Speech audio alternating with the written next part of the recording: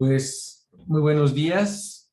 Esta es la primera sesión del curso de inteligencia artificial. En el día de hoy vamos a revisar el programa general, tal como lo planteó Alan Turing. Les comparto mi pantalla.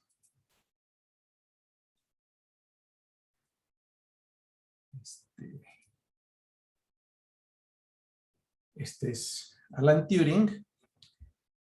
Vivió de 1912 a 1954. Y a quien muchos consideran el fundador de las ciencias de la computación, primero con su artículo de 1936 y posteriormente con el artículo de 1950, que es el que vamos a analizar el día de hoy. Y espero que hayan leído para que esto pueda ser un diálogo más interactivo.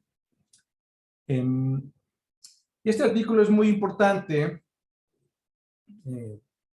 bueno, porque ahí Turing presenta la motivación filosófica, pero también en buena medida el programa técnico de la inteligencia artificial y ofrece la ruta de desarrollo que de alguna manera hemos venido siguiendo durante estos ya 71 años.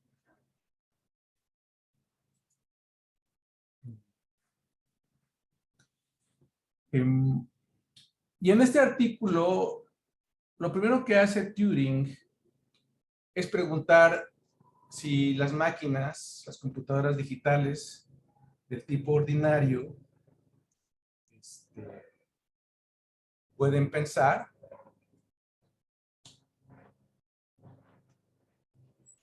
Y esta es una pregunta muy interesante, y Turing lo dice así, porque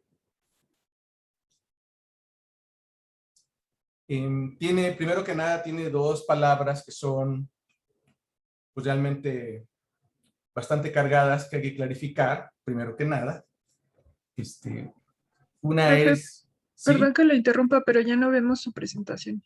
Es que la quité para platicar. Ok, perdón. Las slides son un apoyo que lo hace uno sentir seguro y les da a los alumnos la idea de que están entendiendo porque están leyendo, pero son ideas que no son necesariamente muy ciertas. Porque para entender hay que pensar. Entonces vamos a alternar la plática con los slides, ¿ok? Y justamente estaba diciéndoles que la pregunta de Turing, él mismo, bueno, lo importante de la pregunta es que es la primera vez que se hace en un plano académico científico formal. O sea, no es una pregunta que esté hecha en un libro de ciencia ficción o esté hecha en un entorno filosófico especulativo, sino Turing la hace en un entorno científico y tecnológico basado en la tecnología computacional que él mismo había iniciado o contribuido a desarrollar de manera muy importante. Y lo primero que él dice es que, como les decía, que tiene dos palabras complicadas. Uno, que entendemos por máquina, y otro, que entendemos por pensar. Entonces, respecto a la primera pregunta, pues obviamente él se refiere a una máquina que piense, y partiendo de la forma más general, dice Turing, bueno, él establece que los seres humanos y las máquinas somos diferentes. ¿Ok? Y ustedes piensen un poquito si nosotros los seres humanos somos máquinas o no somos máquinas. ¿Ok? Turing dice que no, somos diferentes. Y lo dice muy claramente cuando establece que para abordar esta empresa con toda la generalidad, pues podemos pensar que las máquinas se pueden construir con todos los elementos que existen en el universo que estén a nuestro alcance. O sea, no vamos a poner ninguna restricción material ni tecnológica respecto a la construcción de la máquina, porque el objetivo es que la máquina pueda pensar. ¿Okay? Turing concede que la máquina pueda ser experimental y que los ingenieros que la diseñan no sepan muy bien por qué funciona. O sea, él lo dice claramente. Y eso es muy interesante porque hace eco de lo que pasa con la tecnología de redes neuronales profundas que tenemos hoy en día, que todos saben muy bien que funcionan muy bien, pero nadie sabe muy bien por qué. Turing lo anticipa desde el paper de 1950. Y luego establece que dadas estas condiciones generales, cuando menos, tendríamos que requerir que los equipos de diseñadores de ingenieros sean de sexos diferentes, ya sea puros hombres o puras mujeres. Bueno, eso no lo dice, dice que sean sexos diferentes. ¿Por qué creen ustedes que Turing diría eso?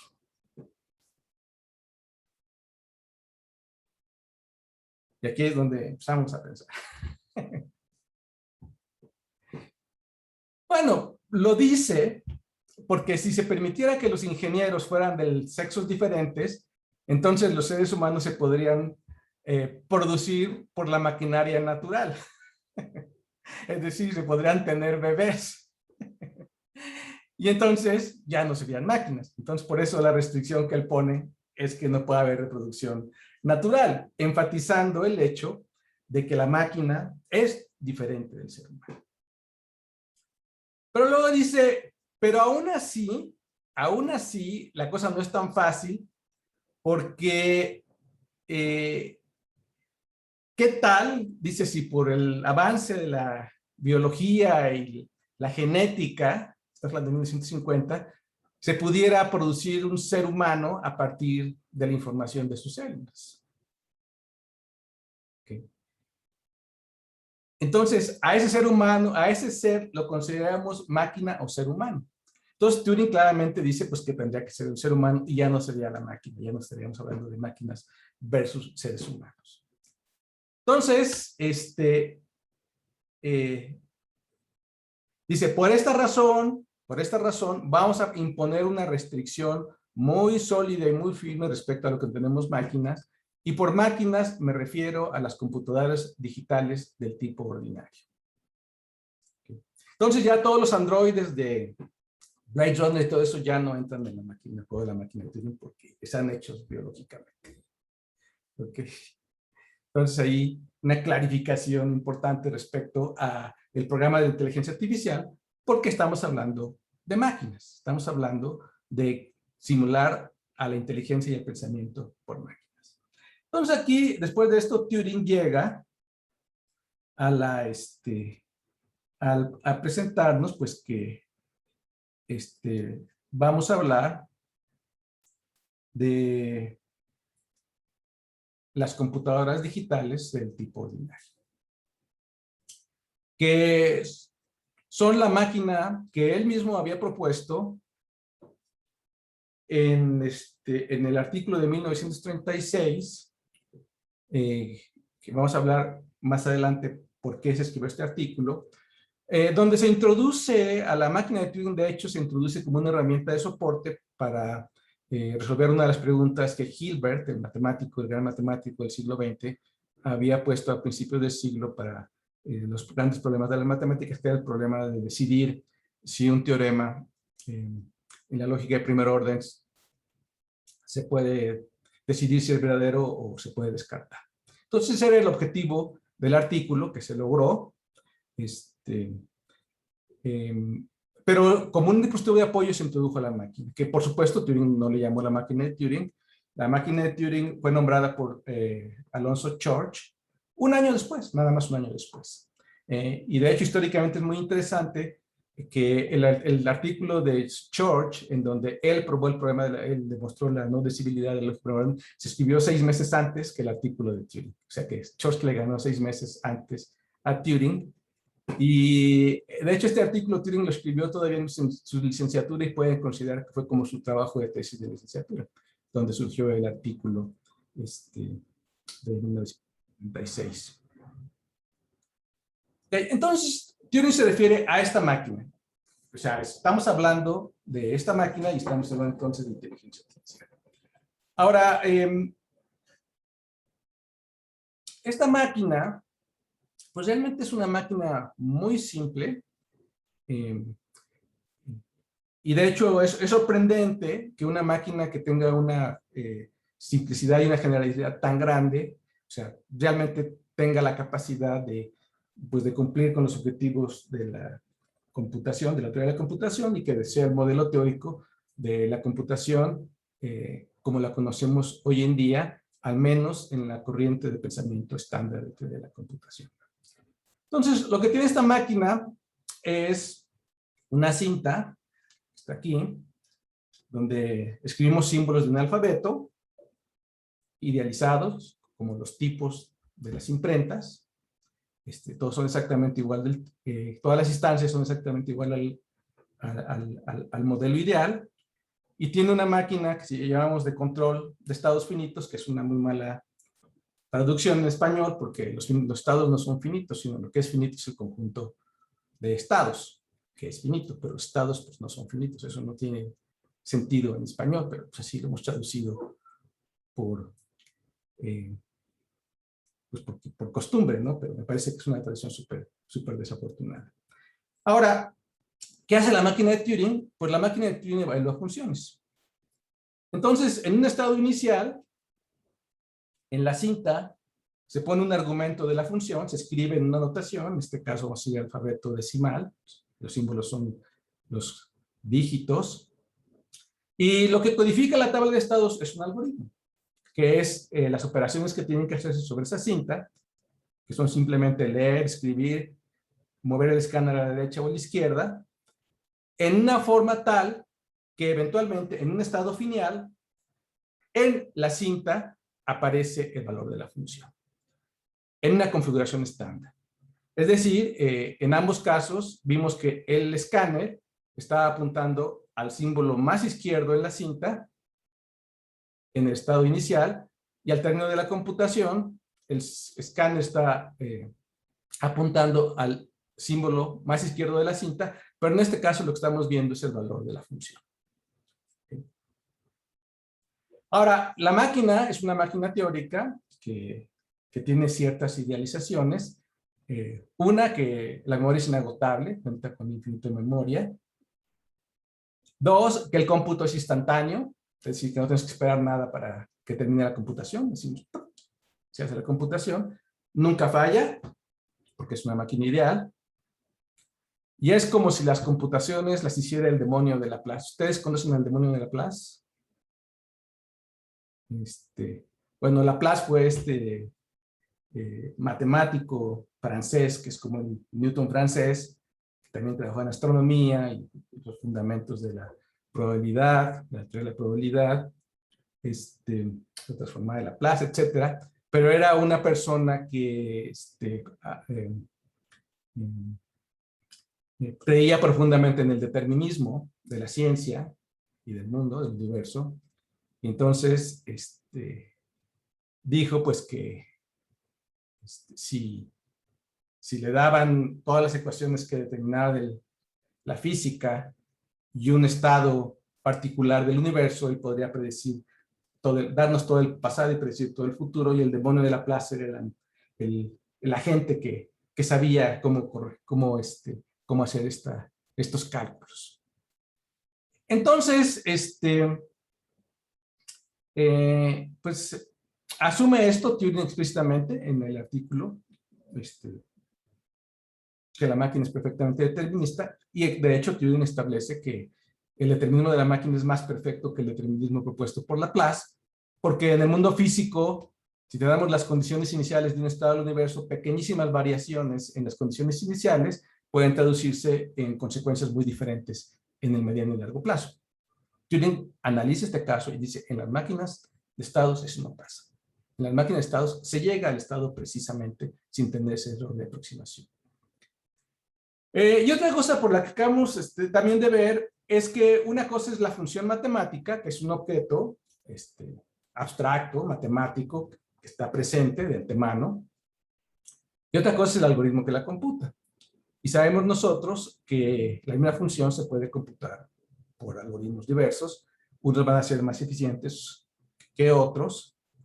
Pero los algoritmos son procedimientos prácticos, procedimientos efectivos, que se definen de acuerdo a la geometría del medio, es decir, si es una cinta, o puede ser una cuadrícula, o la memoria RAM, etcétera, a la notación en la cual se escribe el algoritmo, si es binaria, si es decimal, si es monádica, etcétera, a las condiciones estándar bajo las cuales nosotros interpretamos la computación respecto a ciertas condiciones de interpretación, que de hecho las condiciones de interpretación no están en la máquina, sino están realmente en la mente de los seres humanos. O sea, la máquina no sabe que está computando una función, no sabe que lo que tiene son los argumentos, son los valores, no sabe cuál es la notación de los símbolos sobre los que está procesando, y de hecho, pues no sabe nada la máquina. La máquina no entiende nada. O sea, quien entiende es, por supuesto, el ser humano, o en algunos contextos ustedes pueden decir algún animal superior que tenga un sistema nervioso suficientemente desarrollado, que es una posibilidad que es muy plausible, que no podemos descartar. Y estas ideas dan origen a toda la teoría de la computación, que calcula la noción de calculabilidad efectiva. Esta noción tiene que ver, pues, que en aquella época, pues los problemas de ingeniería empezaban a ser ya muy grandes y había que resolver cálculos de manera masiva para el diseño de dispositivos de ingeniería y ciencia. Y entonces había ejércitos de calculadores que llamaban computadores humanos que hacían cálculos. Y esos cálculos los tenían que hacer bajo un procedimiento supervisado por un matemático, pues para saber que los resultados que ellos ofrecían eran correctos. Entonces, en ese contexto, el artículo de Turing es muy explícito en el artículo 36, que él formaliza la noción de calculabilidad que hacen los computadores humanos y propone una noción de computabilidad, que es la noción de hacer cálculos mecánicamente con una máquina que no pueda usar, digamos, creatividad ni ingenio, sino tiene que seguir una regla y un procedimiento fijo que es el algoritmo. Entonces, esta idea también caracteriza todas las funciones computables. Eso quiere decir que ustedes podemos pensar en el problema de todas las funciones que se pueden definir, que son muchísimas, ya sea con dominios y codominios finitos o infinitos. Y si vamos a una función computable, quiere decir que hay algunas funciones que se pueden computar y otras que no se pueden computar. Entonces hay funciones que son no computables. Y se introduce el problema del paro, básicamente que no, dice que no podemos, bueno, ese problema se introdujo bastante más adelante. De hecho, formalmente, aunque Turing lo anticipa, realmente la formulación del teorema del paro es muy posterior. Se debe a Martin Davis, y ya fue a principios de los 50 cuando aparece por primera vez de manera explícita. Y aunque ya había varios trabajos de Turing, de Church, de Klein, adelantándolo de alguna manera. Pues que básicamente dice que nosotros no podemos saber por anticipado si una computadora va a parar. Y entonces, pues no sabemos por anticipado si una computadora no sabemos si va a parar o no va a parar, pues no podemos saber el valor de la función para el argumento correspondiente. Y luego viene la tesis de Church, que establece la equivalencia entre la máquina de Turing y todos los formalismos equivalentes suficientemente generales como el cálculo lambda, o como la teoría de las funciones recursivas, y en conjunto todo esto determina la noción de función computable. Es decir, del conjunto de todas las funciones, cuáles son aquellas que podemos computar, que son las que se pueden computar por una máquina de Turing, y cuáles son aquellas que no se pueden computar por una máquina de Turing. Entonces esas funciones no las puede computar tampoco un ser humano, y no se pueden computar de manera absoluta. Entonces es una tesis muy fuerte, basada en última instancia en la máquina de Turing. Ok, Entonces, esta es la primera pregunta que pone Turing. Y después de esto, pues ya sabemos a qué máquina se refiere y sabemos la importancia de la máquina. Ahora, tomen ustedes en cuenta que Turing escribió este artículo en 1950, 14 años después de haber puesto el artículo de la máquina de Turing, cuando ya se habían construido varias computadoras digitales.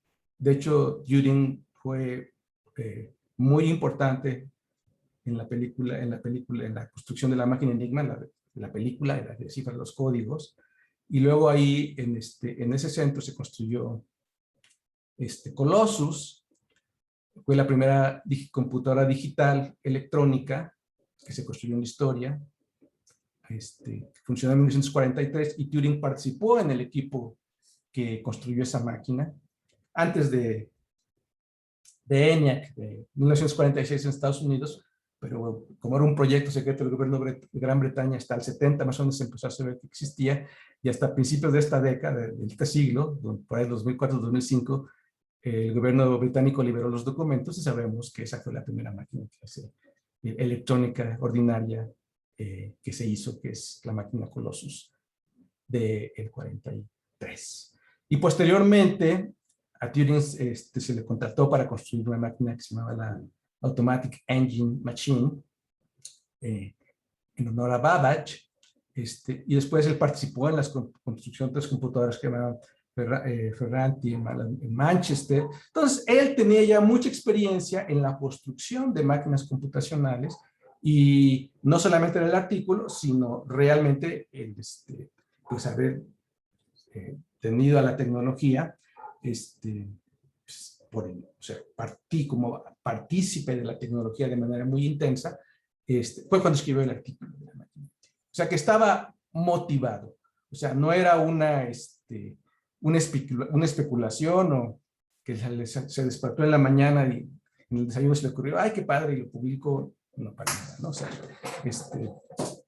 entonces, a eso se refería con la máquina. Y por supuesto, desde finales de los 30 y hasta los finales de los 40, Turing ya había platicado con sus amigos en foros informales acerca de que las máquinas pudieran pensar. Ya había construido un programa para jugar ajedrez llamado Arturo Cham, que vamos a hablar un poquito más acerca de él, aunque no se podía ejecutar en una computadora de entonces. Entonces era una noción muy, muy fundamentada. Sí. Ahora, después Turing pasa a la segunda,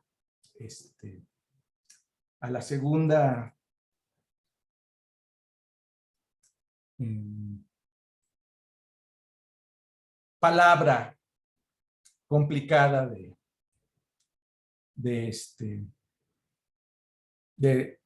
la pregunta que es pensar. ¿Okay?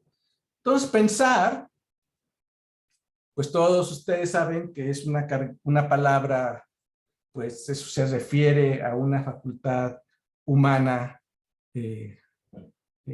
superior, que por mucho tiempo y para muchos, pues se piensa como una de las características distintivas entre los seres humanos y el resto de los animales, aunque también esto hay que ponerlo en perspectiva. Turing lo pone en perspectiva también. Que tiene un montón de carga filosófica,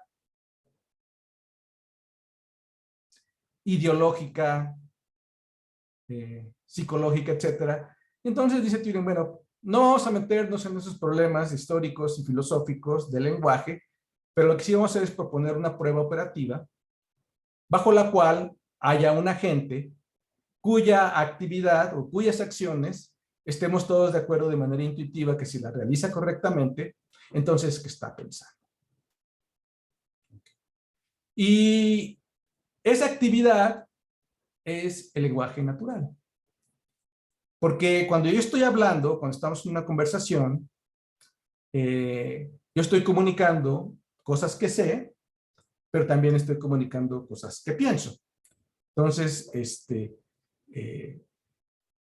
pues no siempre para hablar se requiere pensar. Digo, mucha gente habla sin pensar y de hecho es una conducta bastante natural e inteligente. Vamos a hablar de eso. ¿Qué quiere decir eso? Pero eventualmente requerimos pensar, porque si no, pues la comunicación es simplemente reactiva y de alguna manera se pierden algunas cosas esenciales del lenguaje. Entonces Turing dice, bueno, entonces todo el mundo estaría de acuerdo que si una máquina se comunica en el lenguaje, pues está pensando. Y entonces la prueba operativa para saber si una máquina piensa, y todavía no hablamos de inteligencia, estamos hablando de la palabra pensamiento, es si puedes tener esa conversación de manera que no lo podamos distinguir a la conducta que haría un ser humano. Y entonces, en este contexto es el que Turing introduce la prueba de Turing, que por supuesto no le llama prueba de Turing en el artículo, sino él le llama el juego de imitación. Y el juego de imitación, el nombre, me parece que se refiere a que la máquina juega a imitar al ser humano. O sea, la máquina imita al ser humano y por eso es el juego de imitación. Ahora, es muy interesante en el artículo cómo introduce Turing la prueba de Turing, porque él pone un escenario previo en donde no hay computadoras involucradas, sino se juega entre seres humanos. En el escenario en el cual propuso Turing, hay aquí a la izquierda tenemos una persona cuyo sexo no importa, puede ser hombre, puede ser mujer, que es el entrevistador. Y en el otro lado tenemos dos cuartos, en uno hay un hombre y en otro hay una mujer, que son los entrevistados. Ellos se pueden comunicar a través de un teletipo, ahorita vamos a ver por qué, pero el objetivo del juego es que el entrevistador tiene que adivinar el sexo del entrevistado, o sea, tiene que saber quién es el hombre y quién es la mujer. Entonces, el experimento está diseñado para que no haya pistas lingüísticas o visuales por medio de las cuales el entrevistador sepa cuál es el sexo, sino simplemente, bueno, el objetivo del juego es que sea a través del lenguaje. Ahora, a través del lenguaje quiere decir que estos pueden decir lo que quieran. No hay restricciones sintácticas, no hay restricciones estilísticas, no tienen que hablar gramaticalmente, pueden decir interjecciones, pueden hacer, o sea, ruidos, pueden quedarse callados. O sea, todo lo que pasa en el lenguaje natural, en la conversación, está permitido para los interlocutores para poder declarar cuál es su sexo. Y la única salvedad del juego es que la mujer está instruida para decir la verdad. O sea, ella, su objetivo del juego, ella gana el juego, digamos, si el entrevistador sabe que ella es la mujer. Entonces ella tiene que ser convincente. Ella tiene que afirmar que ella es una mujer y hacérselo saber al otro sujeto en el otro cuarto de manera contundente. Y el hombre, ¿qué creen? ¿Cuál creen que sea su instrucción?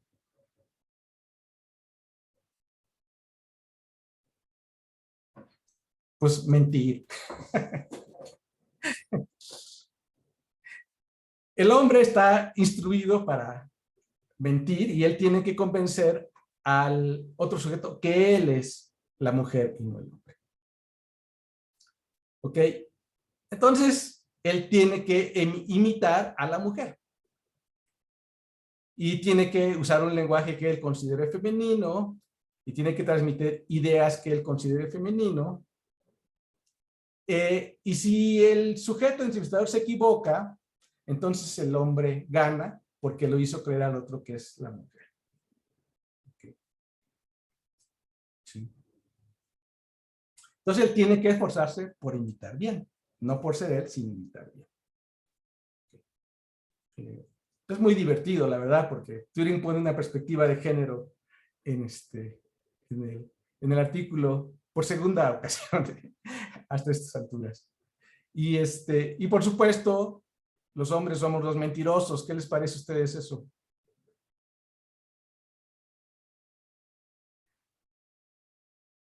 Bueno, ahora la pregunta es esta. En condiciones normales, ¿hay alguna estrategia, ya sea para el hombre, de hacer creer al entrevistador que es la mujer, o para la mujer convencer al entrevistador que ella efectivamente es la mujer? ¿Hay alguna estrategia? ¿Hay alguna de esos juegos lógicos que si dices tal cosa, entonces tal cosa, etcétera? ¿O no?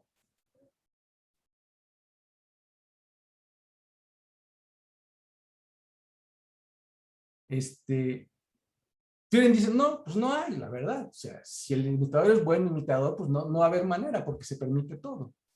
¿Okay? De hecho, ustedes pueden jugar, hacer el juego, jugarlo, con sus amigos en una fiesta, ponen el setting, ponen los hombres y ponen las mujeres, y lo juegan por 5 minutos, y sacan las estadísticas. ¿Qué les parece? Que de hecho es algo que Turing propone, o sea, jugarlo y sacar la estadística y ver si eventualmente hay una tendencia a que uno gane o que uno pierda. ¿Ok? Sí. Bueno, entonces en estas condiciones, después de estas condiciones, Turing ya propone el escenario del juego. Y entonces sustituye al hombre por la máquina.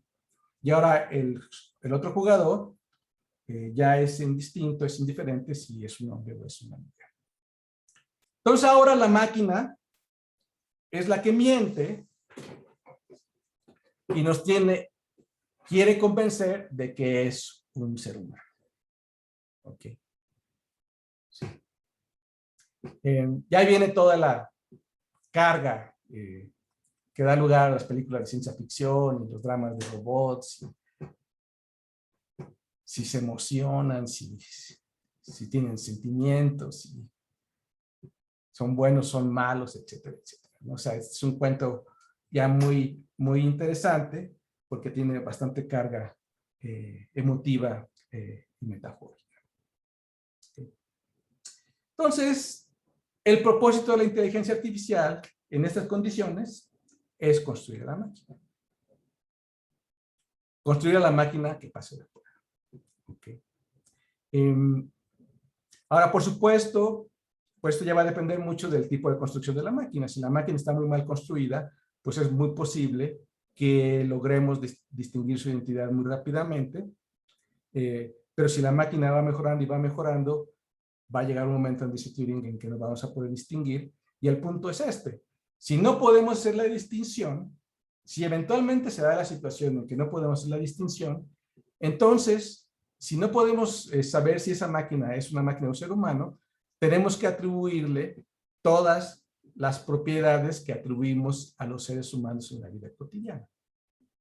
Entonces, dice Turing, tenemos que pensar que piensa, pero no solamente que piensa, sino tenemos que también pensar que siente y es consciente. Ese es el planteamiento. ¿Ok?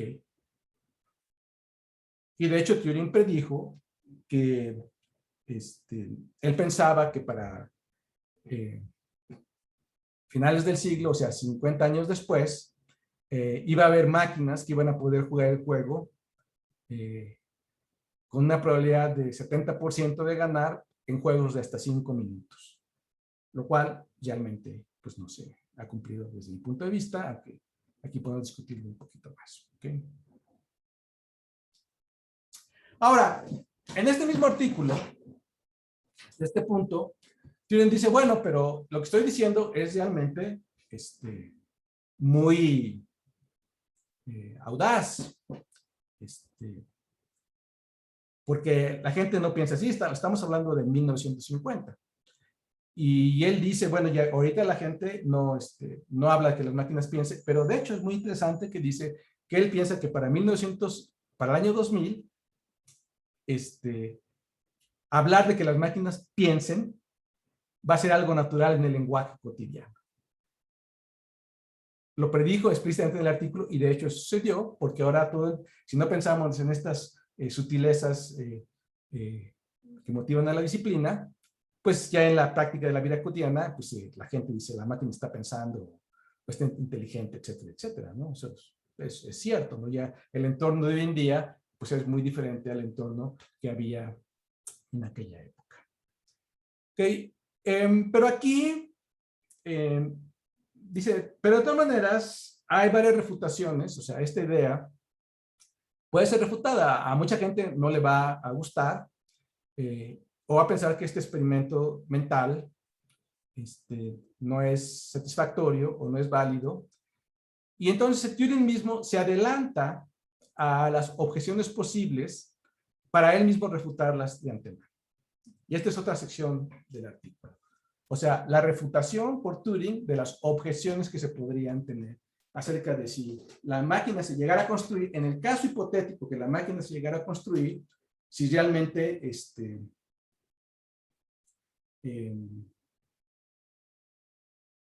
tendríamos que atribuirles el hecho de ser consciente y tener sentimientos en particular, ser libre. O sea, los atributos que damos a los seres humanos. Entonces, estas refutaciones son 9 en el artículo, que yo clasifico en 3 grupos. Las que llamo las convincentes, en donde la refutación es real y o sea, la objeción se presenta, pero Turing la refuta de manera, digámoslo así, adecuada. O sea, la explicación de Turing, la refutación, yo creo que es suficientemente correcta. La segunda son las problemáticas, donde la refutación es muy fuerte y la argumentación de Turing es buena, pero hay espacio para pensar que realmente no es una refutación completa, sino algo que era pendiente. Y la tercera son las refutaciones que Turing hace a los argumentos que tienen que ver con la experiencia, no la experiencia de saber algo y poderlo hacer como ahora, como cuando se aprende, sino la experiencia de estar presente y vivir, de sentir que está uno en el mundo y tener la experiencia de estar en el mundo. Y la conciencia, donde creo que las refutaciones de Turing en este caso son inadecuadas, y es muy interesante que Turing las presenta, aunque claro que son 70 años después, y podemos pensar que hay consideraciones que Turing no tuvo, aunque de todas maneras mucha gente piensa que Turing tuvo razón a la fecha. Ahora, estas tres, las primeras, las convincentes, es la teológica, la que él llama la política del avestruz y el argumento de la percepción extrasensorial.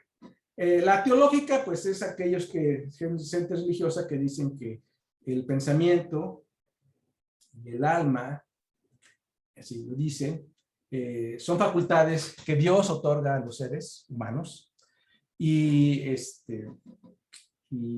pensar que nosotros podemos dar esa facultad a seres que construimos nosotros es una blasfemia, una aberración. Entonces, por supuesto, no es científica, Turing la refuta en esos términos. Sin embargo, es muy interesante si leyeron el artículo que la refuta en los propios términos teológicos. En particular, él tiene reservas a que solamente los seres humanos tengan alma.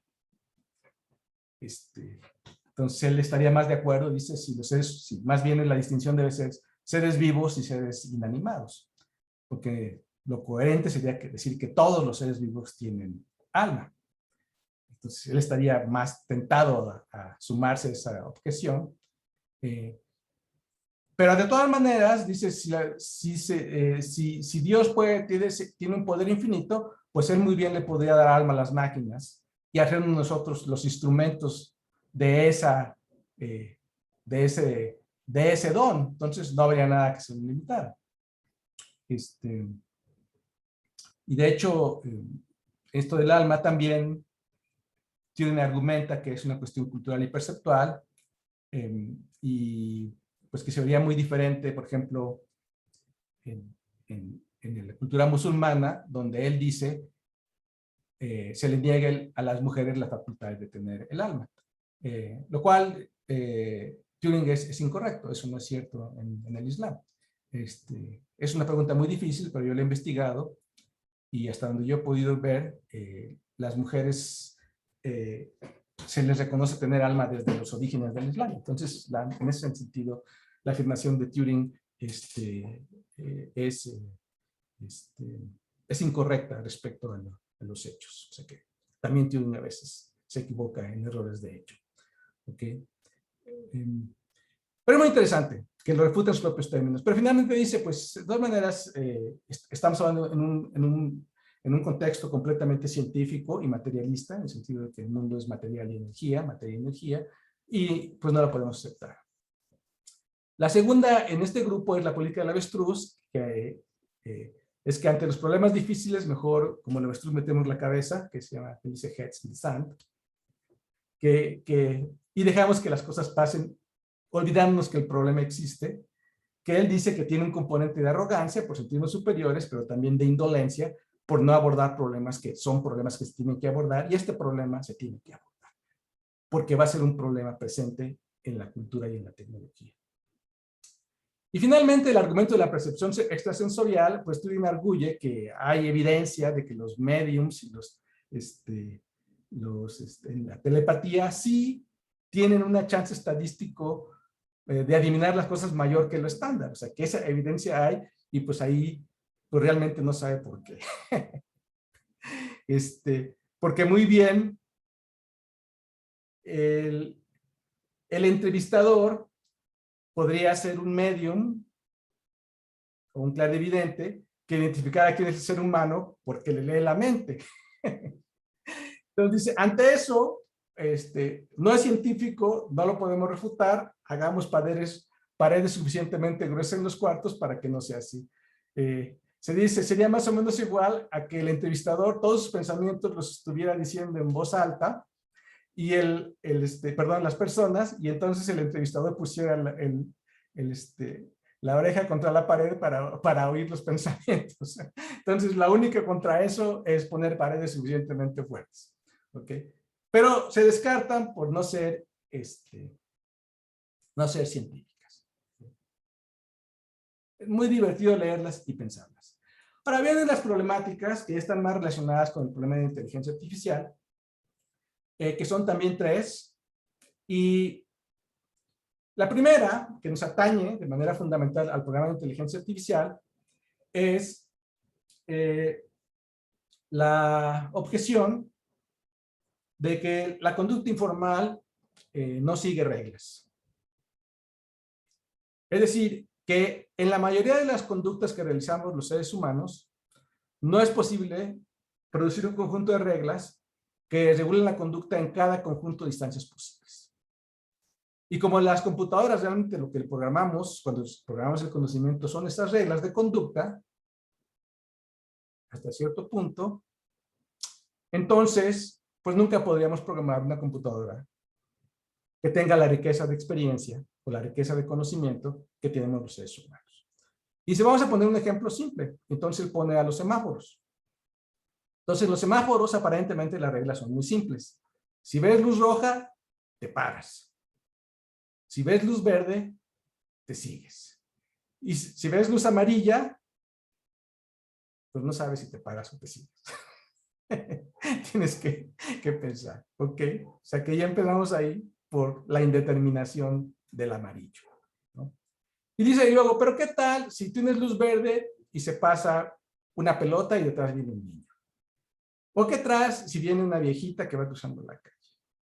¿O qué tal si pasa tu peor enemigo en la vida y está ahí corriendo y tienes la oportunidad de llevártelo ahí sin que nadie te vaya a reclamar porque él tuvo la culpa, etcétera? Y entonces tú puedes ir complicando y complicando y la complicando, y resulta que en este mundo muy pequeño de las reglas de conducta, de cómo hacer en el último semáforo, los seres humanos actuamos perfectamente sin ningún problema.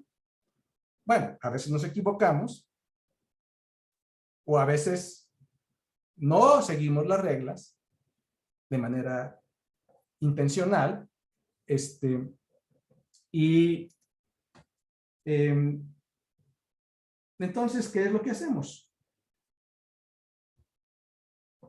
¿Cómo es que resolvemos este problema? Ahorita con los coches autónomos han oído hablar del problema del tranvía, ¿no? De que si va un coche autónomo y lo mismo que en el semáforo, si le atraviesa a alguien, va a matarlo, pero si se desvía, el coche choca y muere el cuate que viene en el choque. Entonces, ¿qué hace el coche, no? Y luego la vas complicando y la vas complicando. Entonces, ahí se presenta como un problema ético de cómo deben resolver estos problemas de tráfico, pero realmente el problema ya lo anticipó Turing, porque el problema ético es una manifestación del problema del conocimiento informal en última instancia, de que es cómo podemos, que la conducta pues debe tener todas esas reglas que no podemos descubrir. ¿Okay? Entonces, aquí la objeción de Turing lo que dice es que tenemos que distinguir entre dos tipos de leyes: las leyes naturales, que le llama el laws of behavior, donde pues es lo que hacemos como seres físicos en el mundo. Si uno tienta una parrilla caliente, pues brinca y le duele y grita porque es un estímulo al que se atiende directamente. Pero las leyes conductuales son las leyes institucionales en las cuales, pues en las que se basa la actividad humana. Entre ellas, por ejemplo, seguir a los semáforos, y que de hecho no tiene ningún necesariamente correlato con acciones físicas, porque uno puede seguir leyes institucionales sin que en el mundo físico pase nada, como por ejemplo cuando un jefe le dice a un empleado: estás despedido. Entonces el cuate queda despedido y en el mundo no pasa nada, absolutamente. Todo sigue siendo igual, nada más que el mundo se hace mucho más complicado para quien fue despedido, ¿no? O si el maestro le dice al alumno: estás reprobado, pues en el mundo realmente no pasa nada, ¿no? Pero para el alumno, pues sí es un gran problema, ¿no? Entonces, las leyes de conducta, pues son institucionales y son lo que da origen a la actividad social y se dan en el pensamiento, y son las conductas humanas. Entonces aquí lo que dice Turing, primero que nada, es que tenemos que pensar que hay una especie de reducción. O sea que de alguna manera las leyes naturales obedecen a los principios de la física, y en algún sentido, pues las leyes institucionales tienen que reducirse a las leyes de la física, y eso realmente no sería el problema. Y respecto a las leyes en sí, Turing dice: bueno, pero si estas leyes de conducta no existieran, entonces, ¿cómo es que los seres humanos regulamos la conducta? Si la objeción es que estas reglas no existen, entonces, ¿cómo actuamos? Y entonces es mucho más interesante, porque o aceptamos que la conducta finalmente sí se codifica en leyes que seguimos todos los seres que estamos en una sociedad, o somos seres humanos, o se tendría que promover una forma alternativa de decir cómo se lleva a cabo la conducta, y no nada más para las máquinas, sino también para los seres biológicos. Entonces, una pregunta. Entonces aquí dice: bueno, ¿hemos buscado con suficiente profundidad? Pues no, nos falta buscar más. Aunque este ejercicio, de hecho, de buscar las leyes de conducta, se ha emprendido en varias disciplinas filosóficas, psicológicas, computacionales, en varias ocasiones, y eventualmente siempre nos hemos topado con que el problema siempre es más grande de lo que nos habíamos imaginado. Aquí la propuesta es que es una cuestión empírica si podemos identificar o predecir estas reglas a partir de la observación de la conducta. Porque el problema en inteligencia artificial es programar estas reglas para que los entes se comporten de acuerdo con ellas. Entonces, es buena la argumentación de Turing, pero sí queda flotando, cuando menos para mí, cierto algo de que la pregunta no está, la objeción realmente no está completamente resuelta. Queda por ahí pendiente algo. Ahora, la segunda objeción en este grupo es la objeción de la creatividad, que Turing atribuye a Ada, la alumna de Babbage, y los menciona a los dos por nombre. Menciona la objeción que Ada escribió en sus notas acerca de la máquina de Babbage, así lo dice, o sea que lo mencionan los dos, y de hecho me parece que mucho de lo que sabemos Ada es a través del descubrimiento que hizo de ella el propio Turing en sus investigaciones de los orígenes de la computación.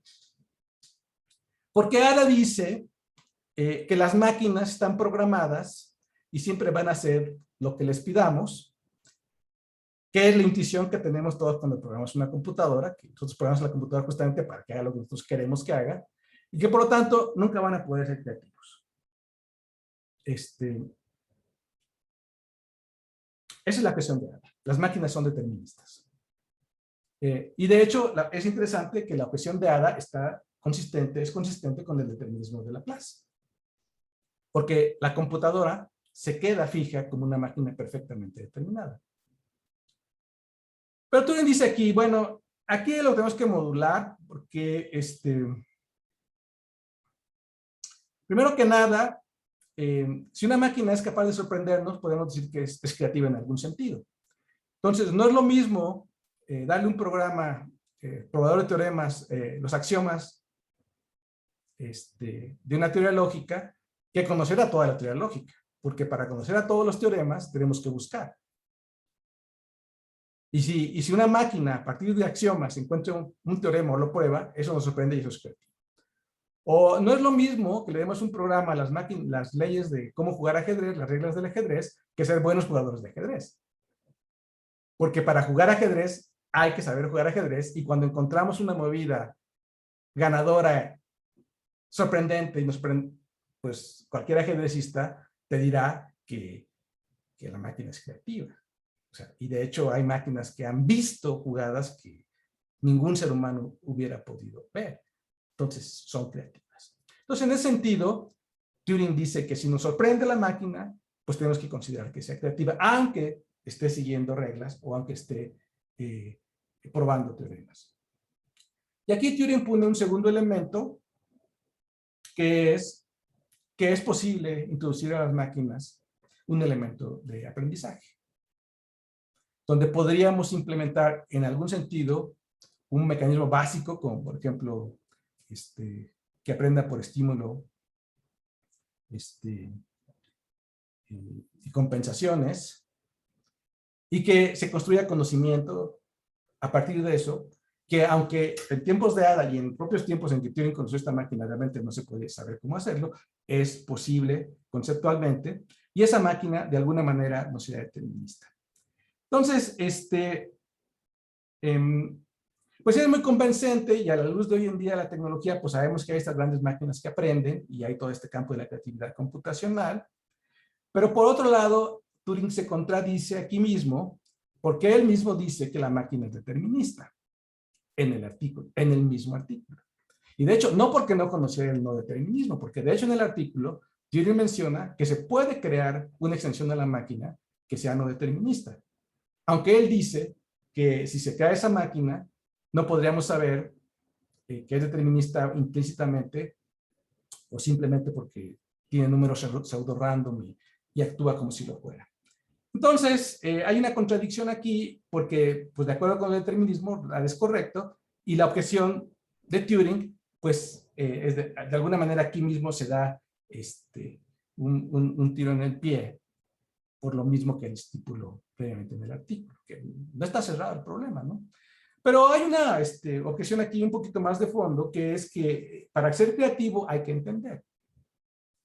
Y si uno no entiende, pues más bien lo que hay es una copia de la conducta creativa, pero no necesariamente hay creatividad involucrada.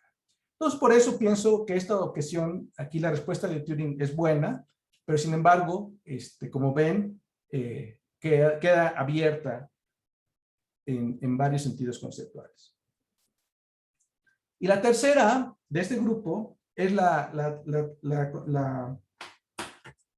objeción de que las máquinas digitales pues, son discretas y el cerebro, el sistema nervioso es continuo. Entonces aquí Turing dice, bueno, no es ningún problema porque uno podría pensar que tenemos un teletipo conectado a una computadora analógica, que como sabemos no es algorítmica, y si la computadora analógica fuera suficientemente buena, pues no podríamos distinguir las respuestas que diera, porque a través de la respuesta no sabemos cómo está construida la máquina. Aquí la objeción es si tú puedes construir una máquina así con una computadora analógica, que eso es lo que tendría que verse, ¿no? Pero también sabemos por el teorema de muestreo pues, que todos los fenómenos continuos se pueden aproximar de manera discreta, aunque Turing no apela a este argumento en el artículo, pero nosotros sabemos que sí es el caso, y entonces por eso, digamos, la contingencia del medio es un argumento fuerte, pero sin embargo no es completamente definitivo, y de hecho yo en particular pienso que no es verdadero universalmente. O sea, que hay situaciones en las cuales esto no se puede cumplir. Bueno. Y ahora venimos al tercer grupo de argumentos, que son los realmente fuertes, ante los que yo creo que Turing se equivoca, y es muy interesante saber por qué Turing se equivocó respecto a esos argumentos, si es que lo que yo digo es cierto, por supuesto. Y el primero es la objeción matemática. Y la objeción matemática es que se sabe que hay juicios que podemos hacer los seres humanos que las computadoras no pueden hacer. Sabemos, por ejemplo, que hay ciertos teoremas que no se pueden decidir, pero sabemos que la máquina es limitada para poder decidir. Entonces, hay algo que los seres humanos estamos haciendo que la máquina no está haciendo. Es que estamos entendiendo la vía semántica. O, por ejemplo, sabemos por el halting problem que no se puede construir ninguna máquina que prediga si una máquina computacional va a parar o no va a parar, pero un ser humano puede ver un programa que tiene un loop infinito y va a decir, esta máquina no va a parar. Claro que no lo puede hacer para todas las máquinas, porque es una limitación. Entonces, hay muchas preguntas en el plano semántico que sabemos que los seres humanos podemos responder, pero al mismo tiempo sabemos que no se pueden responder mecánicamente, que esa es una de las grandes cosas del teorema de Gödel. ¿Por qué el teorema de Gödel es tan importante? Porque el teorema de Gödel pone una limitación a las computaciones que podemos llevar a cabo por medios estrictamente mecánicos, y sin embargo tenemos la vía semántica, porque sabemos que el teorema de Gödel de incompletez es verdadero. Okay. Entonces, es una objeción bien fuerte. Y aquí la respuesta de Turing es más errática, y dice que estos juicios de manera general o particular los podemos hacer respecto a una máquina u otra, en un problema u otro, y que ningún ser humano va a poder resolver todos los problemas, y tampoco todas las máquinas, pero que la condición de las máquinas en este sentido no es esencialmente diferente a la condición de los seres humanos. Eso me parece que hay que ponerlo en perspectiva, porque fundamentalmente para resolver estos problemas, una vez más, se requiere entender, que es justamente aquello que la máquina de Turing no tiene, porque entender no es parte de sus diferentes estructurales, sino es parte de la contribución que hace un ser humano cuando usamos una computadora, que nosotros somos los que ponemos el entendimiento. Ahora, la segunda de este grupo es el argumento de las actitudes humanas, que se llama el artículo de varios... ¿Sí alguien dijo algo? ¿Disabilities? Es que había una pregunta en el chat, alguien preguntó algo. Ah, es que no vi puesto aquí el estudio. ¿Cuál sería la pregunta?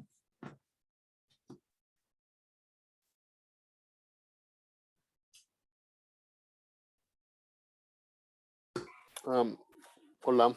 Sí. O sea, yo me quedé pensando si de alguna manera lo que está tratando de hacer Turing con su prueba es precisamente evitar ese tipo de cuestionamientos, porque no está haciendo una prueba interna de funcionamiento del sistema, sino que está haciendo la prueba en términos de comportamiento observable. Sí. Y los argumentos son en términos del funcionamiento interno. No, los argumentos son se refieren a toda la máquina en sí, y de hecho lo que dices es correcto. Vamos a analizarlo más adelante, porque efectivamente una de las limitaciones de la prueba es que es una prueba conductista, porque la prueba se centra en las observaciones que hacemos de la conducta observable de la máquina y su entorno, pero la prueba no involucra ninguno de los mecanismos internos bajo los cuales la máquina funciona o no funciona. ¿Ok? Entonces, estos argumentos, o sea, los argumentos y las refutaciones son muy generales. Pero ahorita vamos a volver a estas preguntas. Si gustas, déjame terminar esta sección y volvemos y entramos en una discusión. ¿Ok? Entonces, este es el...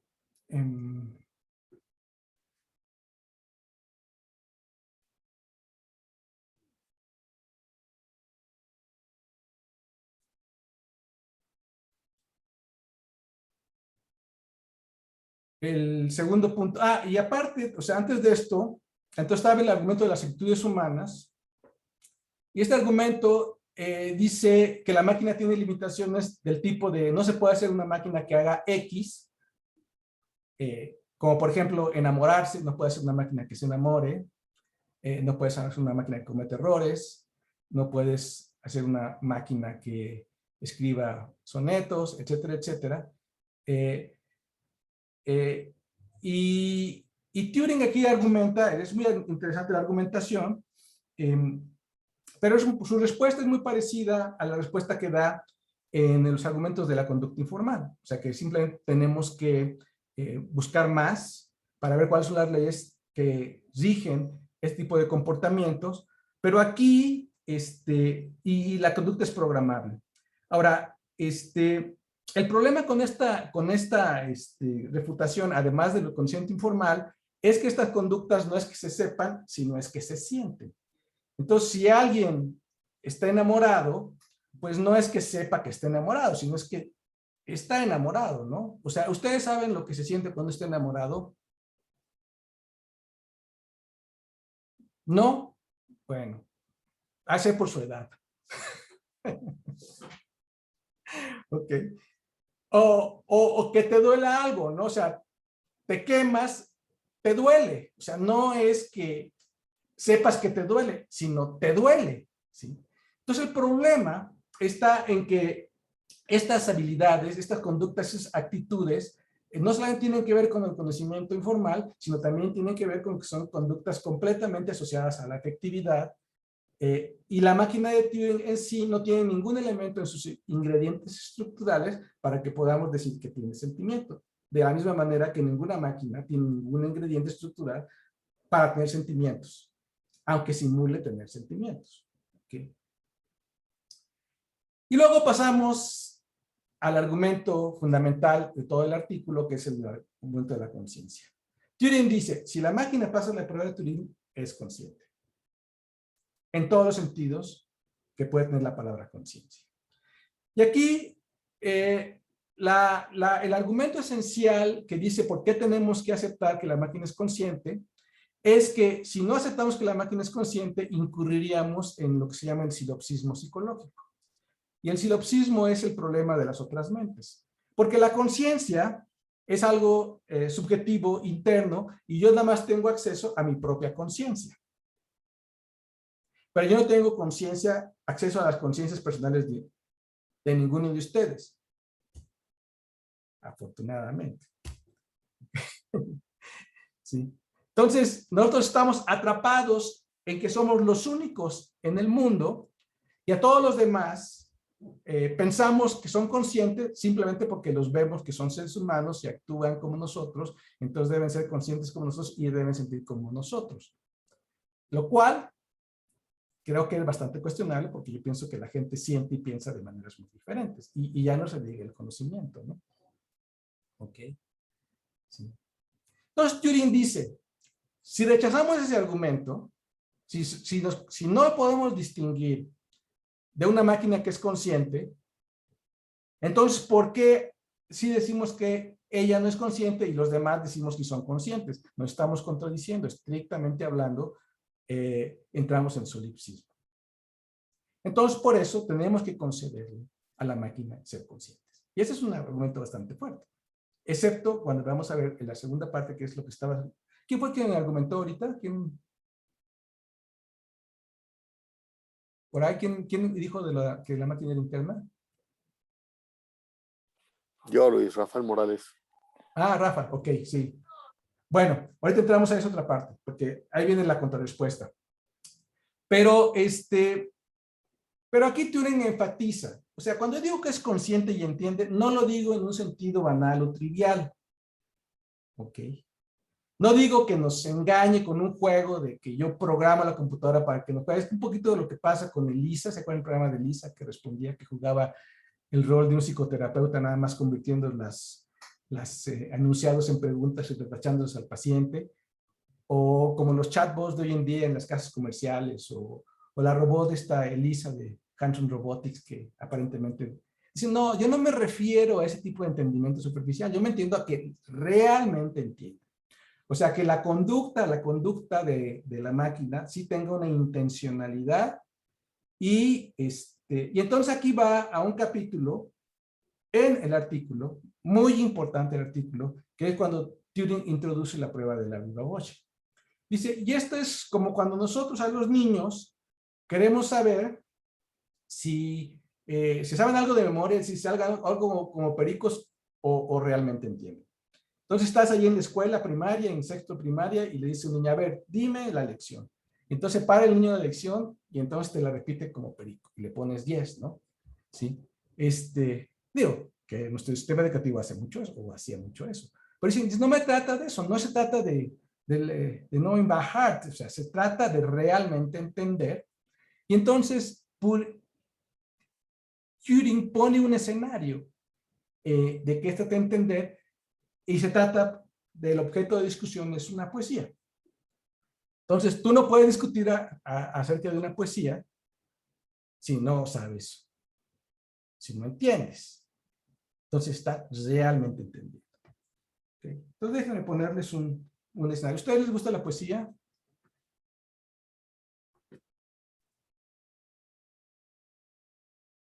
A ver, déjenme ver sus caras, por favor.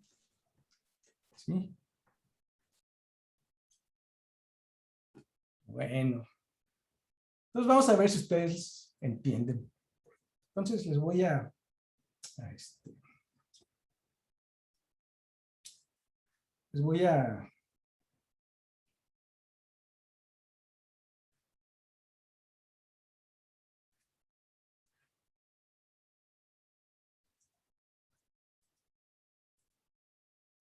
un soneto de Sor Juana Inés, que seguramente conocen todos.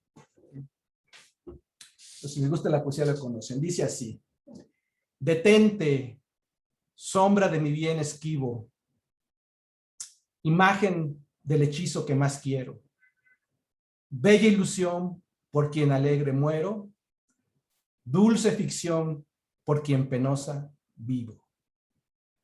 Si al imán de tus gracias atractivo sirve mi pecho de obediente acero, ¿para qué me enamoras, lisonjero, si has de burlarme luego fugitivo? Mas blasonar no puedes, satisfecho de que triunfa de mí tu tiranía, que aunque dejes burlado el lazo estrecho que tu forma fantástica ceñía, poco importa burlar brazos y pecho si te labra prisión mi fantasía. ¿Qué le entendieron? Bueno, ¿les gustó o no les gustó? ¿Ya se lo sabían? ¿No? Fundamental era Sor Juana. Fundamental. ¿Ok? ¿Están de acuerdo conmigo? ¿Sí? ¿Habían oído este poema? Es uno de los sonetos más famosos. Súper bonito, ¿no? Ahora, ¿qué entendieron de este poema?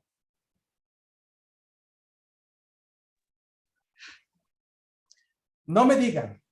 No es un examen particular, ¿ok? Pero lo que quiero que aprecien es que entender,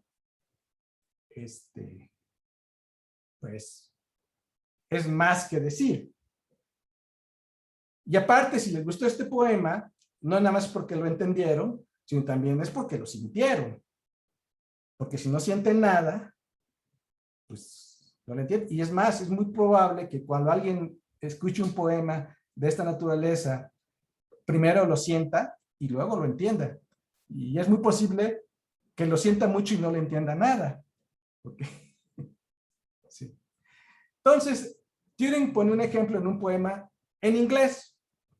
ya es la discusión. Entonces, la poesía es difícil en el propio idioma, es más difícil en otro idioma. Por eso les presento este ejemplo en español.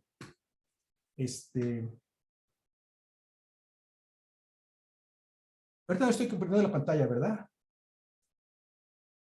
Bueno, entonces déjenme compartirles la pantalla.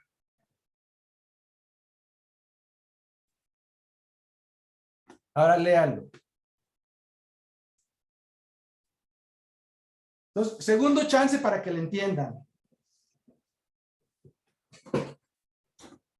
Detente, sombra de mi bien, esquivo, imagen del hechizo que más quiero, bella ilusión por quien alegre muero, dulce ficción por quien penosa vivo. Si al imán de tus gracias, atractivo, sirve mi pecho de obediente acero, ¿para qué me enamoras lisonjero si has de burlarme luego fugitivo? Sigan leyendo, por favor. Para no repetirme. Entonces, ¿de qué se trata este poema?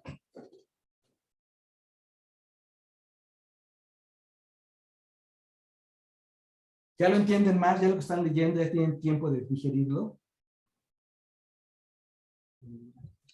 Pues yo lo entiendo que habla de un amor no correspondido, pero también entiendo que no está enamorada de la persona, sino como de un ideal que se hizo de esa persona. Y se está quejando de cómo es que esa persona sembró en ella esa idea para después no corresponderle su amor y también probablemente no corresponder con el ideal. Bueno, me parece muy buena tu interpretación. Nada más que yo diferiría en ella, que yo sí creo que ella está perdida por él. Porque si no, ¿cómo le saldrían estas palabras? O sea, no es nada más la idea. O tal vez la idea fue el original, pero ella está perdida. O sea, ¿te imaginas una mujer diciendo estas palabras sin estar perdidamente enamorada? Pero es que estar perdidamente enamorado de una persona no significa necesariamente estar enamorado de la persona que realmente es ese ser humano. No, pero o sea, tú nunca Pero te bueno, enamoras. es mi interpretación del amor, ¿no? O sea, No, cuando pues uno claro, estás... tú nunca te enamoras de la persona, te enamoras de la idea que tienes de la persona. O sea, el problema Ujú. es cuando te das cuenta que ya te casaste o llevas mucho y te das cuenta quién es la persona. Entonces, es cuando la cosa se empieza a complicar. Porque justamente el enamoramiento es cuando no estás enamorado de la persona, sino de la idea de la persona. Ok, bueno. Entonces ya más o menos entendimos el poema o el sentido del poema. ¿Okay? Ahora vamos al diálogo que Turing propone en el artículo. El ejemplo de Turing es un poema en inglés, pero vamos a hacer un juego ahora, que es el juego de la viva voce, que es si ustedes entendieron el poema o si lo aprendieron como pericos. Y entonces aquí tenemos este juego, que para jugarlo hay que entender, tenemos dos sujetos A y B, que hablan de el poema.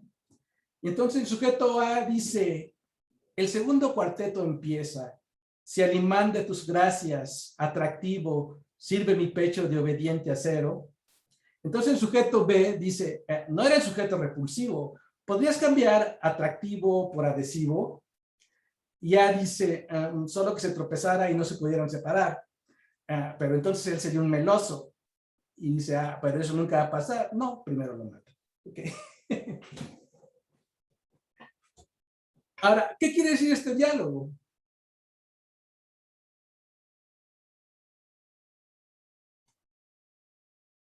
O sea, ¿qué es lo que hay que entender para entender este diálogo?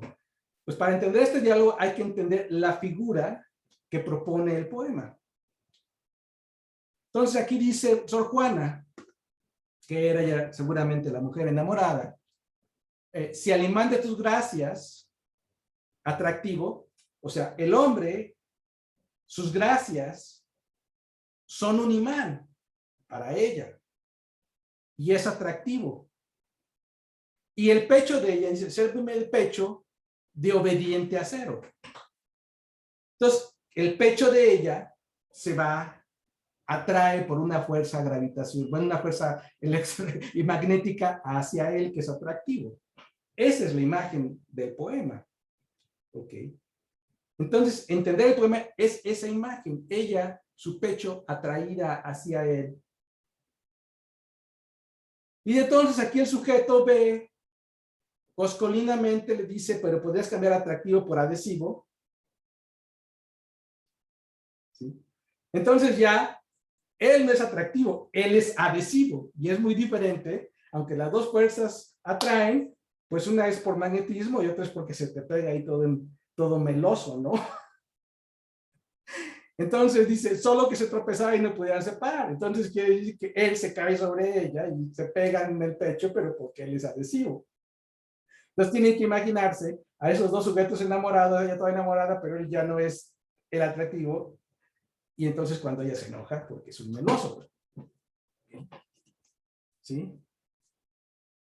Entonces, entender es ver la imagen que está presente y aparte entender las motivaciones, las intenciones y los sentimientos que están detrás de esa interpretación.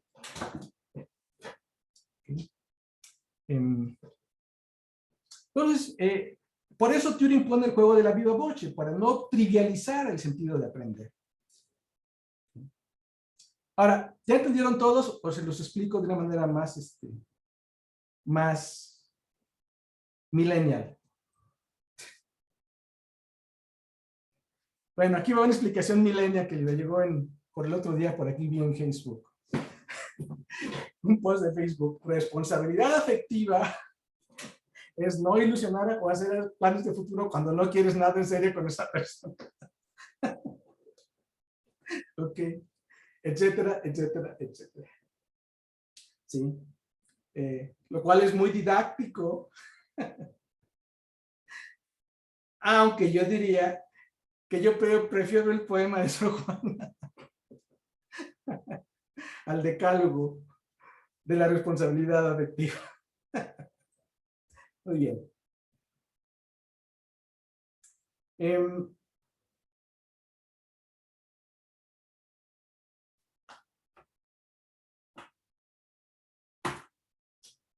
Entonces, una vez que Turing termina con esta discusión, entonces debe ser claro lo que se quiere decir con entender. ¿Ok? Y aquí es más interesante, porque entonces la máquina que está jugando el juego de Turing tiene que entender en este sentido, y ya no podemos trivializarla como, pues, cuando los programas que pasan la prueba de Turing hoy en día que hacen todos esos concursos, etcétera. Sino estamos hablando en este sentido profundo, y la cuestión es si realmente podemos construir una máquina que despliegue esta conducta y tenga estas actitudes intencionales internas.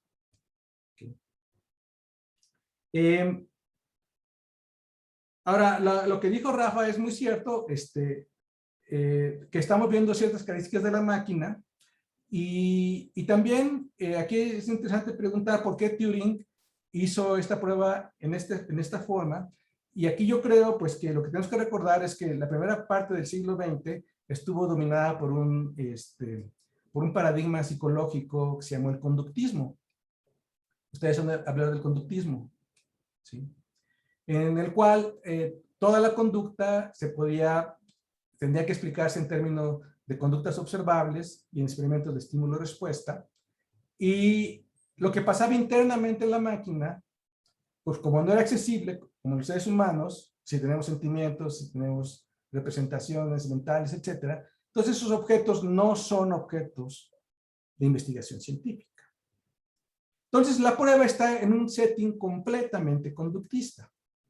Y yo creo que las conclusiones de Turing fueron porque él, como un científico profundamente enclavado en el método ortodoxo en ese sentido, pues asume las consecuencias del planteamiento, independientemente de que la propuesta de Turing mismo y la construcción de computadoras y este propio artículo dio origen en buena medida a la cognición, al estudio de la cognición, donde admitimos que hay representaciones mentales, Y la admitimos precisamente porque las representaciones computacionales las consideramos representaciones mentales y pensamos que la máquina es una máquina, el cerebro es una máquina computacional capaz de sostener representaciones.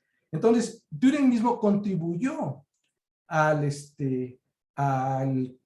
a la refutación de la metáfora conductista. Posteriormente, Chomsky, con la sintáctica structures, fue el que le dio la puntada, sobre todo en la crítica a Linguistic Behavior de Skinner, donde se acabó fundamentalmente el paradigma conductista gracias a la cognición, en que en buena medida se debe a la propuesta de Turing. Entonces,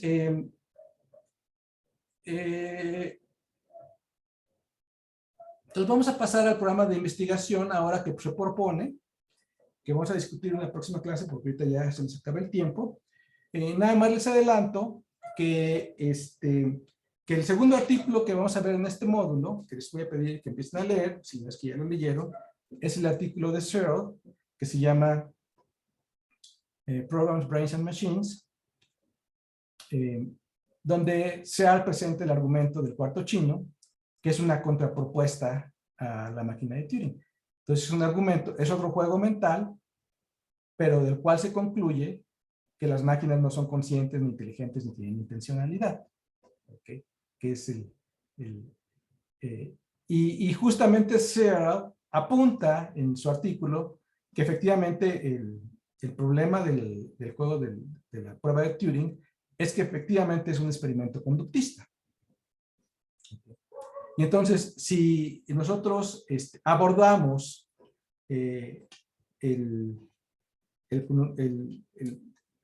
la construcción interna de la máquina, entonces no vamos a tener por qué hacer ese tipo de conclusiones. Y pues básicamente, si la máquina no tiene ningún ingrediente estructural ni funcional que le permitan ser intencional, ser consciente y tener emociones y sentimientos, pues no tenemos por qué atribuir nosotros esas actitudes a las máquinas, que es lo más para mí aséptico desde el punto de vista científico. Entonces, lean el artículo, por los dos artículos, por favor, y en la próxima clase vamos a ver ya propiamente el programa de investigación, tal como lo trazó Turing, y algunas consideraciones adicionales. Y el artículo de Searle, les voy a pedir a ustedes que ustedes lo expongan en equipos, o sea que ya se ponen en equipos. ¿Cuántos son ahorita? ¿Son 10?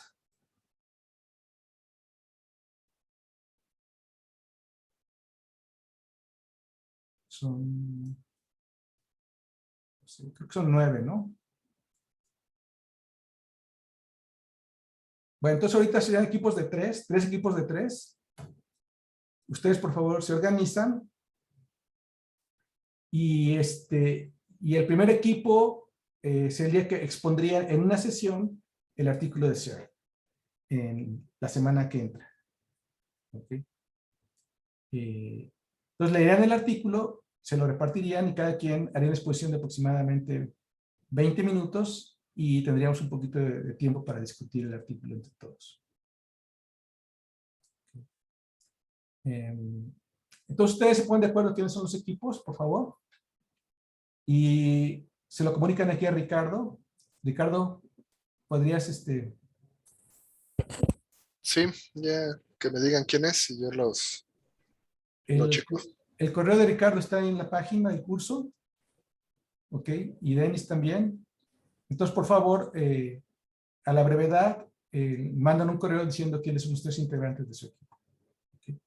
Y la semana que entra ya veremos cuál es el equipo que se hace voluntario para exponer el primer artículo y después, en otras partes del curso, habría otras exposiciones por parte de ustedes y estas exposiciones cuentan como parte de su trabajo para la parte de la evaluación de participación en el curso, que es el 20% de la participación en la evaluación.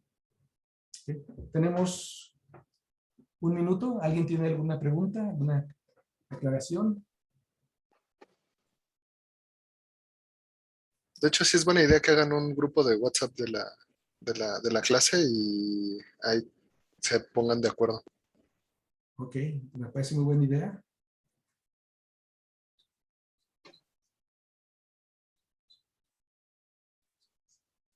Ah, no, son como 13 ahorita. Entonces serían 4 equipos de 3 y un equipo de 4. Ok. ¿Sí? Bueno, de todas maneras. Del grupo de la clase, perdón, es que. Bueno, se ponen por favor de acuerdo. Todavía esta semana es de altas y bajas en el curso, entonces todavía pueden cambiar. Pero si ya vayan adelantando los que se piensen quedar en este grupo. Y ya confirmaríamos los equipos el próximo martes cuando ya se haya cerrado el periodo de altas y bajas. ¿Ok? Entonces, sin más, pues los vería el próximo jueves para terminar el capítulo de Turing y avanzar en otros aspectos del programa general de la inteligencia artificial. ¿Ok? Bueno, pues muchas gracias y nos vemos el próximo jueves. Gracias. Gracias, hasta luego. Gracias, hasta luego. Gracias. Adiós. Chao. Pero